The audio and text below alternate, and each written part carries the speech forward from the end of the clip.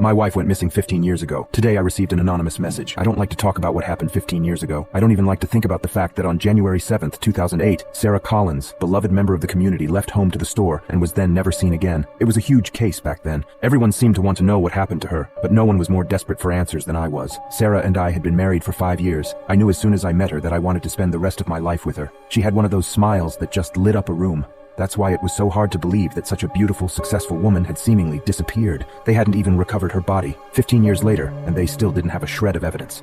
Not a tire track, or even a fingerprint. Nothing. The police put out an appeal, but no one came forward. Somehow, not a single person had seen her. It was like she had just vanished without a trace. I think about Sarah a lot. I could never quite bring myself to take down the photos of her from around the house. Sarah's bright face still smiles down at me from every room. There's one photo of her, from our wedding day, that I really love. Looking at it is like looking straight at her. It captured her perfectly. 2 days ago, I found myself staring at it, really getting lost in the details. Her eyes, the way the corners of her mouth were lifting into a smile, the small dimple on her left cheek. I was looking at it so intently that I almost didn't notice the phone ringing. It was the landline phone, which was odd, as no one ever called me on the landline anymore. It was all mobiles nowadays. When I looked at the caller ID, it was an unknown number. I shrugged and picked it up anyway. It was probably just the bank calling to confirm something. The call took a moment to connect, but when it did, I heard a strange rustling sound on the other end of the line. Hello? I wasn't in the mood for any prank callers. Is anyone there? Hello? Daniel? Daniel, thank goodness I finally reached you. The voice on the other end of the line was a woman's voice, shaking and breathless. Daniel, it's me. It's Sarah. Are you there? When I heard her name, it was like my heart had stopped beating for a moment. Sarah. My Sarah. But that was impossible. Sarah had gone missing 15 years ago. Whoever this was, it was not my wife.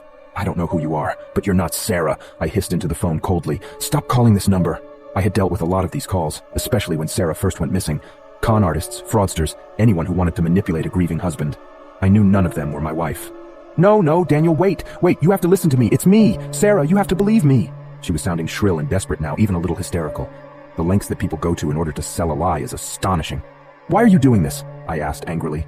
It's been 15 years since my wife disappeared. What do you want from me? For a moment, the woman on the other end of the line didn't respond. I was beginning to think that the call had disconnected when she finally spoke. Daniel, please, it's me. It's your wife, Sarah, the woman begged. I'm telling the truth. It's me. She continued to plead, but I'd had enough. I wasn't going to listen to this liar anymore. Don't call this number again, I firmly told her, hanging up. I thought that would do it. She wouldn't be likely to call me again. I assumed it was all over.